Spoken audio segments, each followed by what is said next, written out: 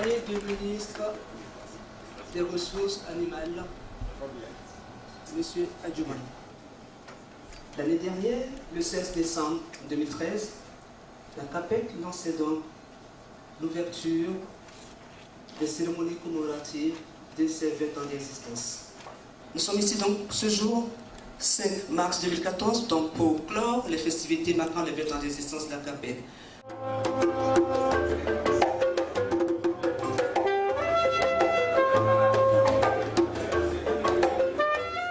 Je voudrais avant tout propos souhaiter à tous la bienvenue dans cette salle de l'hôtel Pullman à l'occasion de la cérémonie de clôture des festivités marquant le 20e anniversaire de la cellule d'analyse de politique économique du CIRES CAPEC.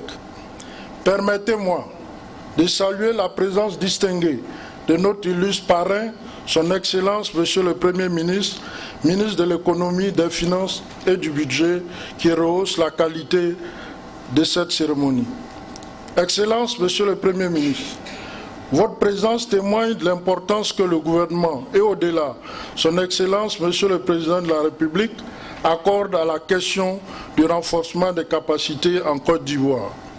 En effet, il est bon de rappeler que son Excellence, Monsieur le Premier ministre, a été le représentant du gouvernement dans le processus de négociation et de signature du premier accord de don avec la Fondation pour le renforcement des capacités en Afrique, ACBF, ayant permis la création de la CAPEC en 1992.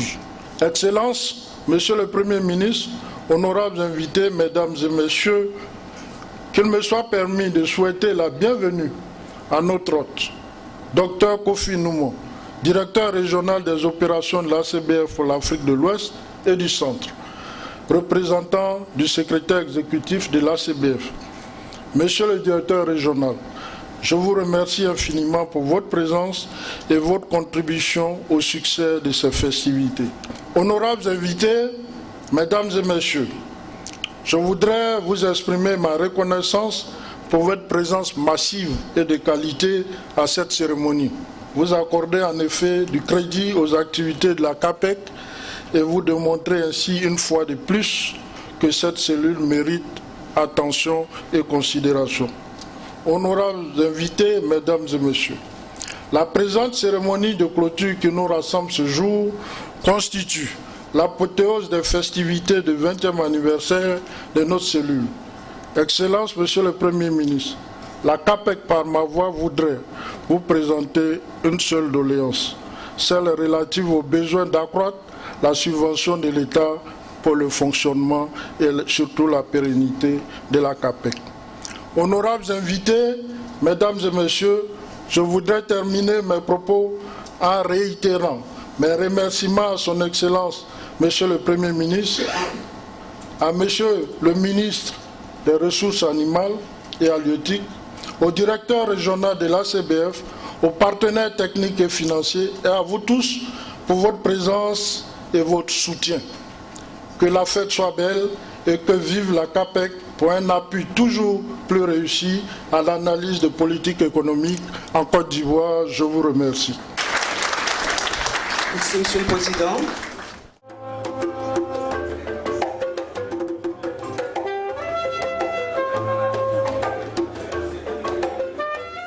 J'exprime ma gratitude à la direction de la CAPEC, à son comité de pilotage, pour l'honneur qui m'est fait en me demandant de parrainer cette cérémonie marquant les 20 années de collaboration franche et étroite entre les chercheurs et les décideurs en matière de politique économique en Côte d'Ivoire.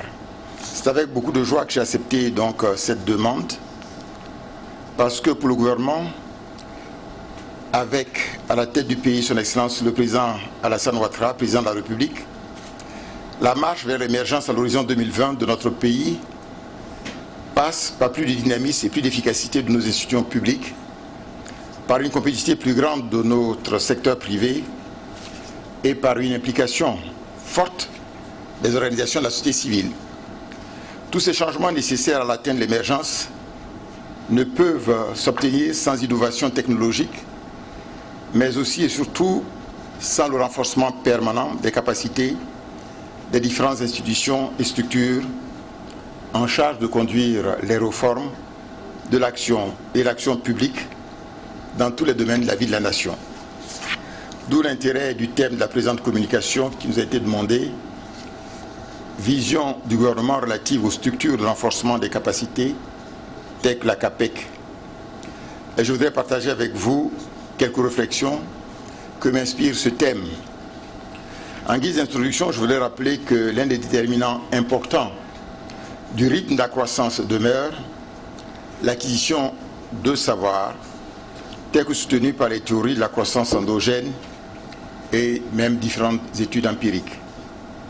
Les gaps entre pays en développement, pays émergents et pays développés ne peuvent ainsi se réduire sans des investissements importants dans la formation, dans la recherche et le développement. En effet, les différences dans la croissance économique dans les différents pays sont expliquées en termes de niveau et de changement dans le capital humain, notamment l'éducation, la formation et la santé. Comme le disait le philosophe Jean Baudin, il n'est de richesse que d'hommes. L'homme doit être acteur et bénéficiaire de tout développement. Face à la concurrence sur les différents marchés, nous pouvons accroître notre compétitivité et obtenir une croissance forte et à long terme sans une appropriation réelle du savoir et du savoir-faire global. La différence de croissance économique entre pays, voire le démarrage économique d'un pays à un moment donné, est liée au degré d'appropriation du stock critique de savoir mondial et au processus de sa diffusion dans l'économie. Ce savoir devra se transmettre non seulement à travers les écoles et les universités, mais aussi et surtout à travers le renforcement des capacités par la formation continue, par des études et, si nécessaire, par l'assistance technique. Il est en effet admis que le processus d'émergence économique passe par une gestion efficace et prospective des affaires publiques et par une gouvernance d'entreprise performante, notamment par la résolution des problèmes d'agence. Ce à quoi les structures de renforcement des capacités de notoriété comme la CAPEC, le GPE, le CIRES dans son ensemble, l'NCA, le BNET, l'ENA, le CMPC sont appelés à contribuer. Le PNUD définit le renforcement des capacités comme un processus permanent par lequel une personne, une organisation améliore son aptitude à s'acquitter de ses fonctions principales, à résoudre des problèmes et à définir les objectifs à atteindre. La réussite du chantier de l'émergence exige en effet un cadre efficace et efficient de collaboration entre les détenteurs du savoir et du savoir-faire et ceux qui sont dans le besoin d'accroissement de leurs capacités, dans le sens de Kumar Sen, prix Nobel d'économie en 1998. Face à ces problématiques, les questions qui se posent de façon légitime peuvent se regrouper en 2 points. Comment le gouvernement ivoirien entend-il mettre la contribution des structures de renforcement des capacités dans son processus de développement? Et deuxièmement, quelles sont les attentes du gouvernement ivoirien et des populations à former vis-à-vis des outils de développement que sont les structures de renforcement des capacités? Ces questions devraient nous permettre d'articuler cette communication autour donc de 2 parties.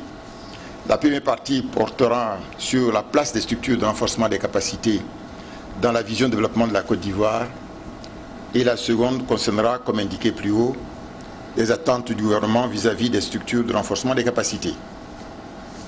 Donc, pour la première partie, elle a pour objectif de faire ressortir l'intérêt qu'accorde le gouvernement de la Côte d'Ivoire et en premier lieu le président de la République, son Excellence M. Alassane Ouattara, aux structures de renforcement des capacités.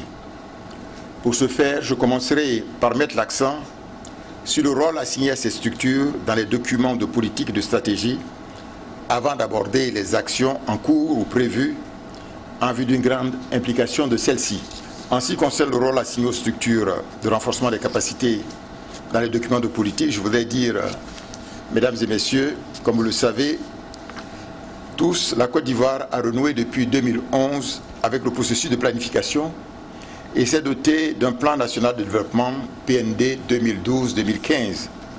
Ce plan retrace les grandes lignes pour l'économie ivoirienne et se veut une vision prospective de développement qui amènera le pays sur la voie d'une croissance forte et durable et de réduction de moitié de la pauvreté. L'objectif final, vous le savez maintenant, est de faire de la Côte d'Ivoire un pays émergent en 2020.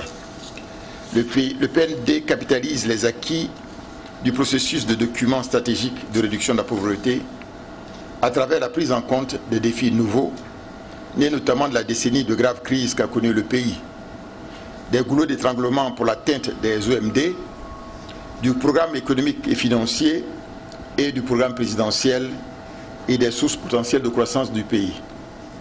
Je voudrais ainsi vous faire part du rôle assigné aux structures de renforcement des capacités en me référant spécifiquement au cas du PND.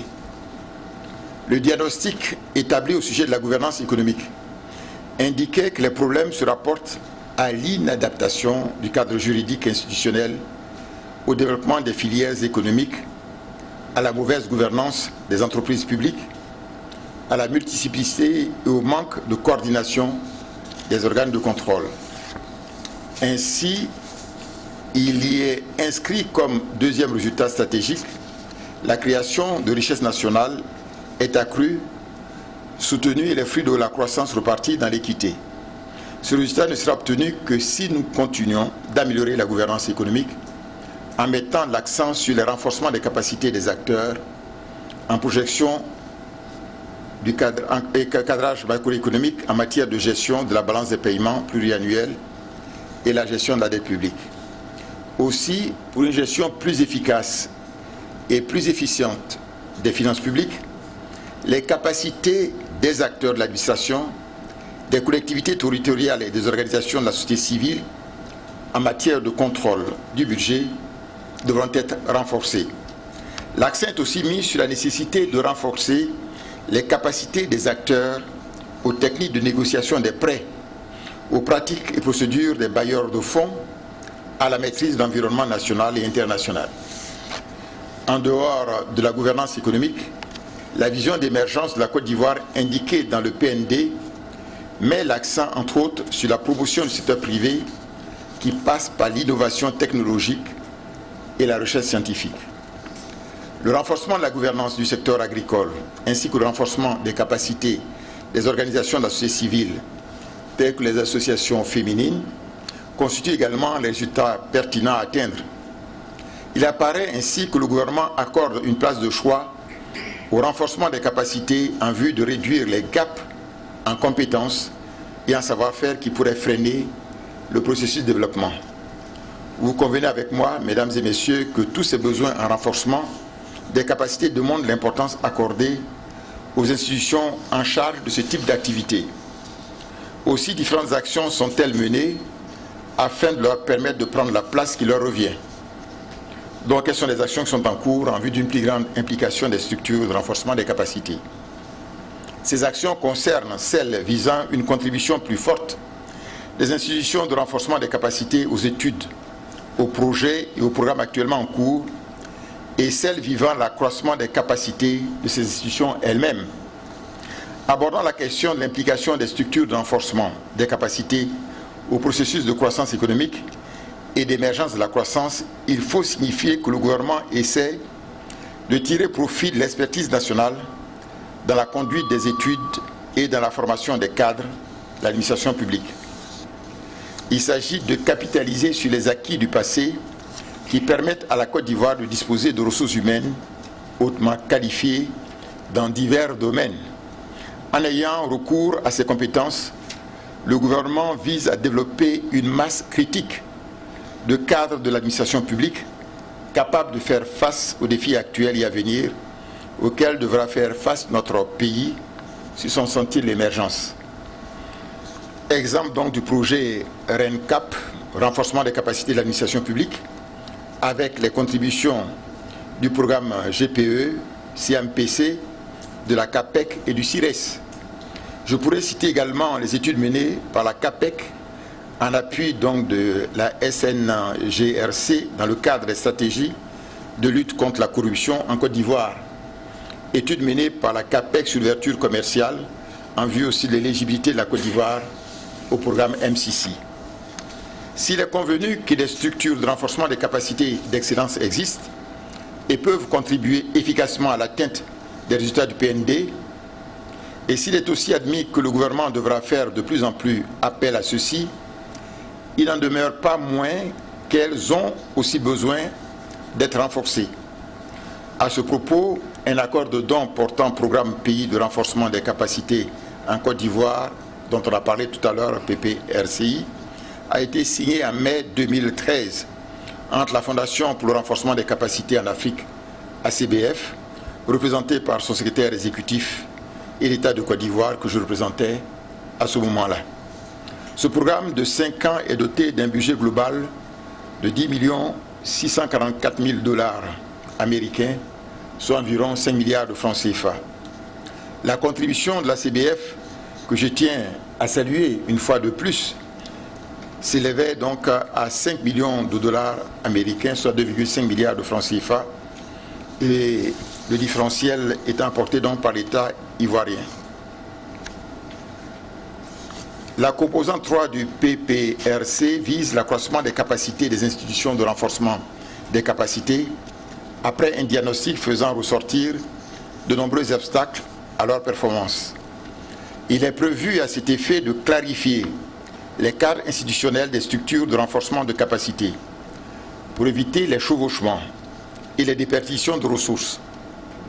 Deuxièmement, de centraliser la coordination de toutes les activités de renforcement des capacités au niveau de l'administration publique et parapublique. Et troisièmement, de définir un cadre de partenariat entre les grandes écoles et l'ENA. Au niveau des ressources humaines, des projets de renforcement des capacités seront exécutés. Sur le plan matériel et logistique, il est prévu de doter les structures en matériel et équipement didactique et de réhabiliter certaines structures de formation, mais aussi de recherche appliquée. Le programme met notamment l'accent sur la pérennité de la CAPEC, dont l'excellence, le pragmatisme et la qualité des travaux sont reconnus non seulement en Côte d'Ivoire, mais au niveau de la sous-région ouest africaine, mais même au-delà, puisque, comme l'a souligné le président du comité de pilotage, la CAPEC se positionne bien sur l'échiquier. J'ai cru comprendre qu'ils sont 28e sur 612 think tanks en Afrique subsaharienne, d'après le classement 2013 des think tanks réalisé par l'Université de Pennsylvanie aux États-Unis.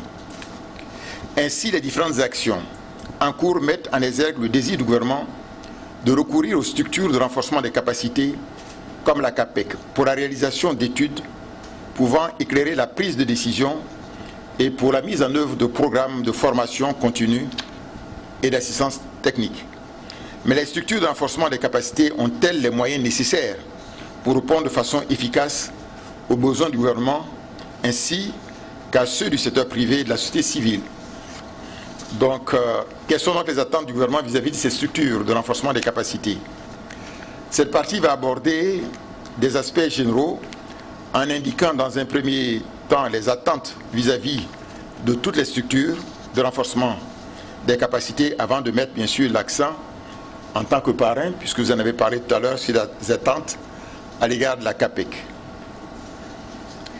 Pour le cadre général, les besoins de notre pays en compétences, en capacité, en savoir et en savoir-faire sont importants, chacun le devine.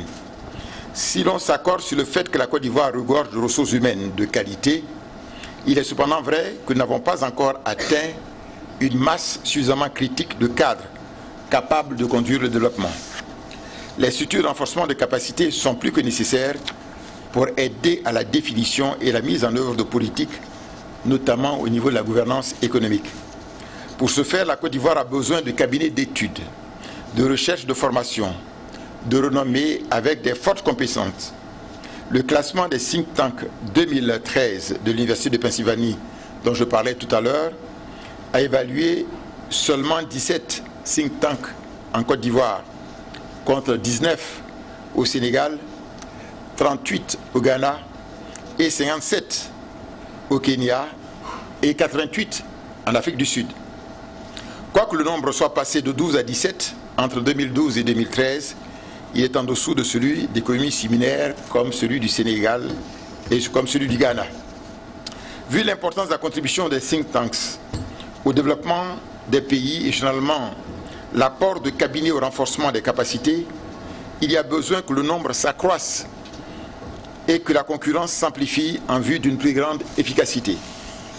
J'invite donc les structures existantes de renforcement des capacités à se renforcer elles-mêmes afin de répondre aux besoins de renforcement des cadres de l'administration publique, du secteur privé et de la société civile.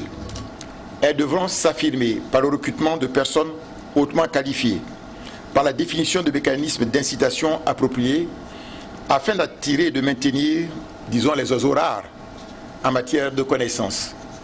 Pour sa part, le gouvernement s'engage à faire davantage participer les cabinets nationaux aux appels d'offres concernant le renforcement des capacités, si les structures existantes demandent davantage leur capacité à contribuer de manière significative à l'amélioration des compétences, particulièrement en matière de gestion de la politique économique. Vous savez d'ailleurs qu'en son temps, vous le rappelez tout à l'heure, quand j'étais à l'économie et finances, j'avais effectivement demandé au CIRES de participer, disons qu'à la perspective de la Côte d'Ivoire 2025.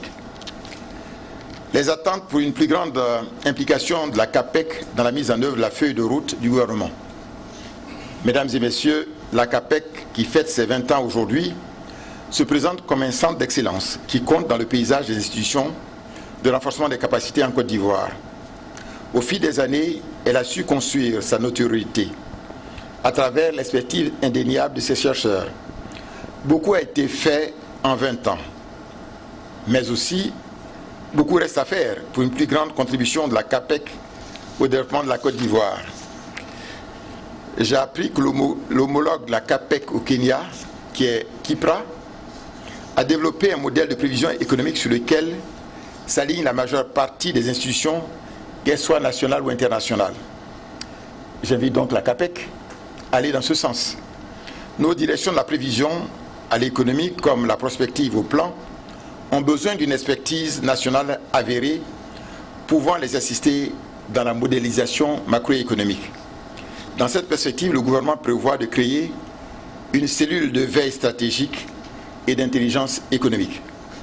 J'invite la CAPEC à s'imprégner de ce dossier et à se préparer pour apporter sa contribution à la réussite de ce projet. Pour ma part, je veillerai à ce qu'elle soit associée aux différents stades de sa mise en œuvre. Par ailleurs, et en dépit de la qualité de ses travaux et la pertinence des formations offertes, la CAPEC reste peu connue des décideurs.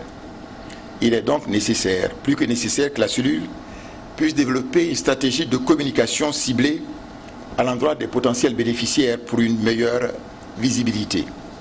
La structure devra en outre continuer l'effort de mobilisation des ressources et diversifier les partenaires techniques et financiers sans occulter ses missions régaliennes.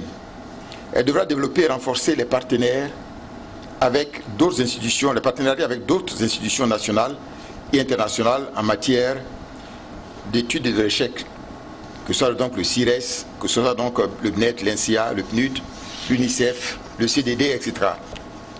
La cellule devra ainsi, en collaboration avec les directions techniques des ministères, définir et mettre en place une plateforme de collaboration entre les administrations et les institutions internationales chargées d'élaborer les documents de politique de développement économique, de manière à ce qu'elles ne soient pas ignorées dans l'élaboration et la mise en œuvre de documents de politique tels que le PND. Vous savez qu'après le PND 2012-2015, nous sommes en train d'élaborer actuellement le PND 2016-2020. La CAPEC ne devra pas hésiter à soumissionner ou à postuler aux appels d'offres pour des études, des assistances techniques ou des formations en relation avec sa sphère de compétences, bien sûr. J'attends de cette institution plus de présence et d'agressivité sur les marchés nationaux et pourquoi pas internationaux en matière de recherche et d'économie appliquée, de formation et d'appui technique. Je note que la CAPEC, qui comprend 6 chercheurs, comprend actuellement 6 chercheurs permanents. Des informations qui ont été données. Face à l'immensité des attentes en matière de renforcement des capacités en Côte d'Ivoire, j'invite la CAPEC, sous contrainte bien sûr en tenant compte de ses contraintes financières, ses capacités financières, agrandir le pool de ses chercheurs pour démultiplier les recherches, les publications, l'assistance technique et l'appui au gouvernement. En retour, et sur cette base, le gouvernement est disposé à examiner, en liaison avec les partenaires techniques et financiers, la mise à disposition de la CAPEC de ressources financières et matérielles supplémentaires pour un accroissement de son dynamisme et de son efficacité. Que dire en conclusion? Le renforcement des capacités est un processus consistant à développer les compétences d'individus, de groupes d'organisations de façon à améliorer durablement leurs performances.